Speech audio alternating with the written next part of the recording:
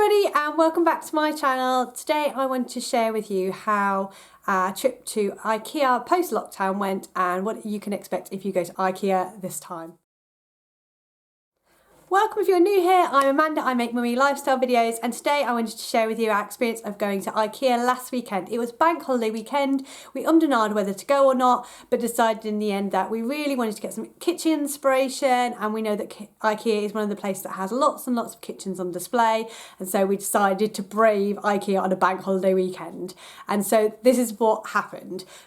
We decided to get there for opening time, so we arrived at 11 o'clock and as we arrived, as soon as we arrived into the car park, we realised maybe it was going to be busier than we had anticipated.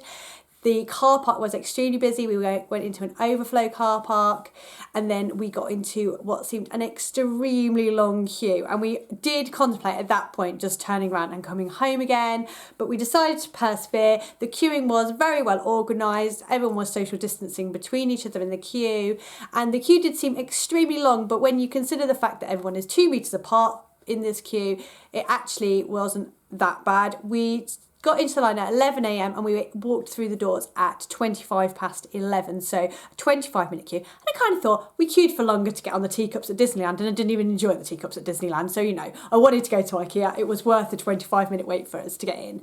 And then inside, you did feel initially that it was quite quiet. I would say it wasn't quiet. It was a busy shop, busier than a supermarket maybe, but definitely not as busy as you'd expect for an Ikea on a bank holiday weekend. It was just kind of a average to maybe above average busy Ikea.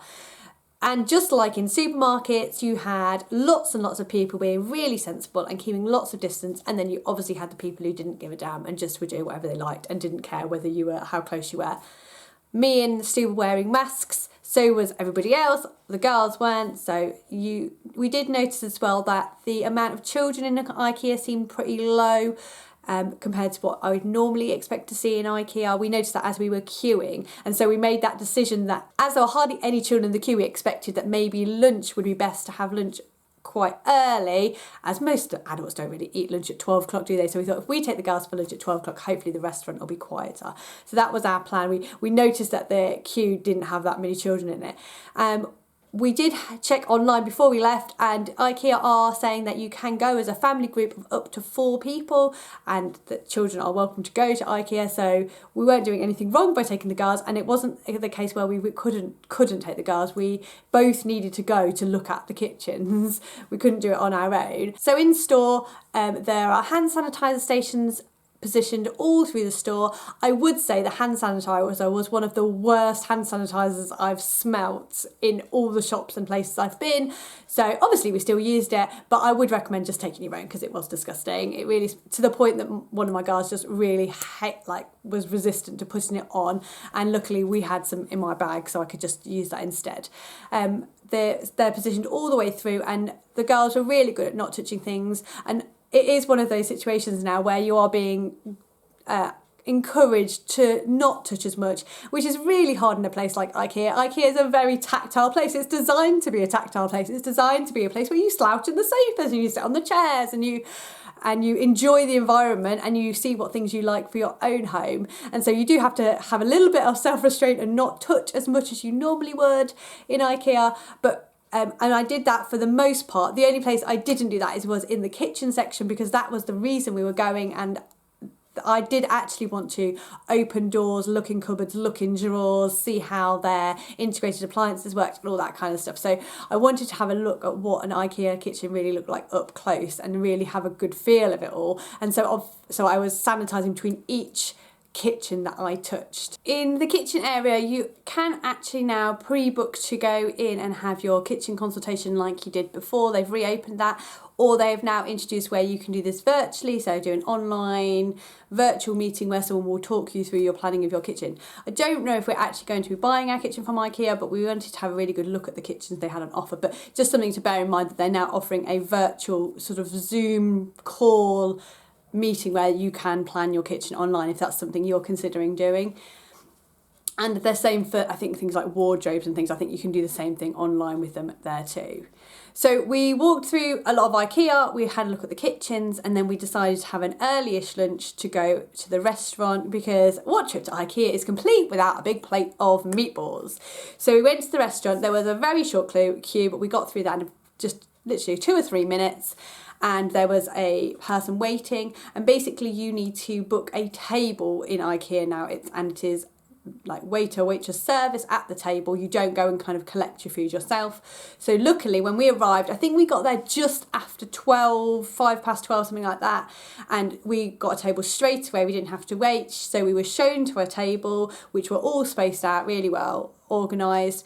And then basically we were told that to look through the menu, which has been slightly reduced, but to be honest, if you're not going to Ikea for meatballs, what are you going to Ikea for? They had meatballs on the menu, that's all we were interested in. You get somebody from your group to go and order at the tills, and then somebody will bring your food to your table, and they ask you to try and not spend more than 45 minutes at the table, but that's easily accomplished. Who takes 45 minutes to eat meatballs? Not us. So we did that, and then we carried on through the rest of Ikea and all through the marketplace and everything, and picked up all the little bits and bobs that you always pick up when you go to Ikea. There were a few other things that we just noticed that were a little bit different. So the kids obviously play areas that they have lots of like touch screens and things and interactive areas inside the actual store. They were closed. The actual creche where you can deposit your children and then have half an hour or whatever exploring Ikea, that's closed, and the outdoor play area is closed. Lots of the tills and screens around where you might sit and have little discussions with staff are all screened off or cordoned off, so they're not available anymore. And I think I saw signs up in the warehouse to say that staff can't really help you with getting stuff off of shelves or anything anymore. So just something to be prepared that you don't need to take someone that's going to be able to do that with you, not be able to do that on your own if you're picking up something really heavy or bulky. And finally, at the tills, just be aware that they are only accepting cashless options, so you need to be paying on card and contactless if possible, and so you just need to make sure you take your card, and don't forget your Ikea card too, so you can get your points or whatever those Ikea cards do. And then the little bistro after the tills at the end, they were open as usual, and so you can get your hot dog or your ice cream at the end as well, so that was brilliant. So overall I thought it was really positive. It was as busy as I was expecting it to be on a bank holiday weekend, and less busy than it would be on a typical bank holiday weekend, so that was nice. So it meant we had a little bit more space and it wasn't so rammed, and we managed to get everything done we wanted to get done and pick up everything we needed from Ikea. But it's just something, if you're thinking of going to Ikea, I hope this has been helpful to give you an indication of what it's like there now post lockdown. If you've enjoyed this video, don't forget to give it a thumbs up, and I'll catch you next time for more videos coming your way soon. Bye.